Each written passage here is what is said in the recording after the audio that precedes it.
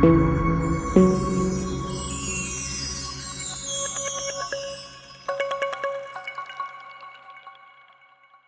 guys, perkenalkan nama saya Rudolf. Saya adalah founder dari Gamma Cloud Bimbel. Kami bergerak di bidang pendidikan dan pelatihan tenaga pendidik. Kami juga bergerak di bidang teknologi informatika dan juga saham. Dan yang terakhir kami bergerak di bidang ekonomi. Kami akan membahas beberapa topik sebagai berikut. Jumpa lagi dengan saya. Kali ini kita akan membahas tentang pergerakan harga saham hari ini. Saya tidak akan bicara tentang fundamental, saya bicara tentang analisis teknikal. Kalau analisis fundamental itu agak sulit ditebak ya dalam jangka pendek, tapi untuk jangka panjang, jika Anda memang investor sejati, saya sarankan Anda bermain di fundamental. Tetapi jika Anda senang dengan pergerakan chart-chart, ya silakan trading di teknikal. Kali ini saya akan bicara tentang teknikal. Kita akan mulai dengan indeks harga saham. Ini kita akan bahas untuk tanggal 30 Mei 2022. Ini chartnya ya. Anda bisa lihat di sini chartnya. Di chartnya di sini. Kalau kita lihat di sini, ini hanging man ya. Kalau istilah candlesticknya ya, hanging man. Jadi di sini terjadi open gap, tapi dia open gapnya ke atas. Closingnya di sini hari sebelumnya, closingnya di 4350. Baik, kita akan bahas pergerakan harga saham tanggal 30 Mei. Baik, kita akan bahas pergerakan harga saham tanggal 30 Mei 2022. Saya akan mulai dari indeks harga saham. Satu hari sebelumnya, indeks ditutup di harga 6883. Hari Jumat terjadi dia open gap ke atas. Di sini closingnya di 6883, tapi dibuka di sini opennya di 6948. Nah, cukup banyak ya. Biasanya terjadi karena terjadi fundamental ya. Kalau kondisi-kondisi begini ini disebabkan oleh fundamental. Dan akhirnya dia akan naik cukup signifikan. Presentasi kenaikannya cukup signifikan. Lalu apa yang terjadi di hari Senin nanti? Ini akan terjadi, dia akan closing gap ya. Dia akan mengikuti menutup, istilahnya menutup gap yang terjadi. Dia akan kemungkinan yang akan turun jika tidak terjadi fundamental yang signifikan. Tapi saya yakin tidak ada lagi fundamental karena sudah terjadi di hari Jumat ya. Jadi dia akan turun nanti. Dia akan menutup ini gapnya. Ya, sama seperti ini, coba perhatikan. Ya, dia juga open gap, tapi ini terjadi karena terjadi libur panjang ya. Tapi dia akan ditutup kembali. Nah, lihat. Ditutup. Nah, ini juga sama. Ya. Jadi itu dari segi komposit indeksnya. Lalu bagaimana dengan jika kita bahas per saham ya? Saya akan bahas di sini Bank Mandiri. Ya, Bank Mandiri. Oke, di sini BRI. Nah, ini juga open gap juga ini. Tapi dia hanging man. Ya, hanging man. Jadi seperti orang yang tergantung, hanging man ya.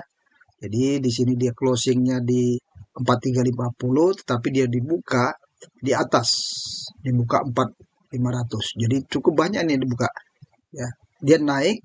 Ini sempat terjadi perlawanan sebenarnya di sini.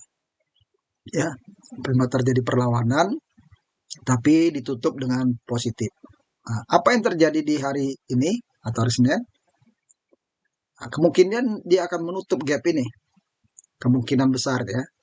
Nah, dengan catatan tidak terjadi kondisi fundamental yang signifikan. Ada berita-berita dari pemerintah, ada berita-berita dari The Fed ya, dari luar negeri yang mempengaruhi ya.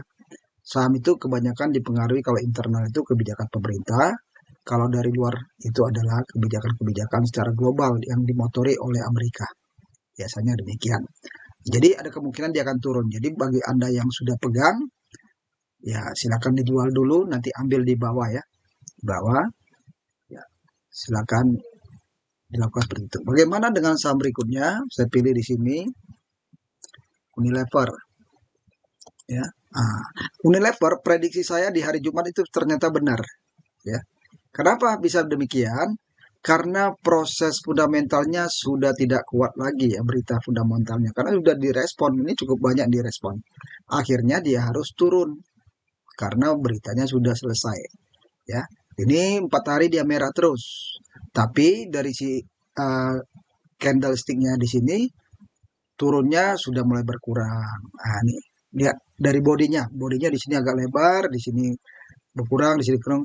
Di hari Jumat dia berkurang. Jadi kemungkinan bisa sideways juga ya. Atau kecenderungannya dia turun tapi tidak terlalu banyak lagi. Kecuali ada fundamental yang memang memungkinkan dia akan turun banyak. Jika tidak ada berita-berita dari fundamental, maka kemungkinan dia akan turun tapi tidak terlalu signifikan. Kita coba lihat lagi berikutnya. Saham ya, di sini saham ya apa yang Telkom ya, Telkom. Kita coba lihat Telkom. Telkom ya. Di sini Telkom, Telkom. Lihat di sini. Ini persis sama dengan BRI ya kasusnya. Karena dua saham ini juga fundamental, saham blue chip dan mempengaruhi indeks, ada kemungkinan dia akan turun, menutup gapnya ya. Nah, walaupun di sini udah cukup dalam dia turun dari setelah Lebaran ya, cukup dalam ya. Cuman sekali ada perlawanan di sini, perlawanan. Tapi dibantai lagi turun, selang-seling ya. Nah, sekarang naik. Nah, dia juga ini hanging man ya. Hanging man itu dia lompat di atas seperti manusia tergantung dan terjadi gap di hari sebelumnya. Jadi kalau tidak ada fundamental, dia akan menutup gap dulu, sideways dulu, baru naik lagi. Ya bukan berarti nggak bisa naik, tapi dia tutup dulu, baru dia akan naik. Ya. Tidak akan terjadi lagi lompatan yang luar biasa ya. Kecuali tadi saya sudah sebutkan ada berita-berita yang signifikan, kebijakan pemerintah yang mendukung untuk dia naik. Biasanya kalau pemerintah mengeluarkan berita di hari jam kerja. Tapi kalau The Fed atau di Amerika sana, kita biasanya tahunya pagi-pagi. Itu perbedaannya.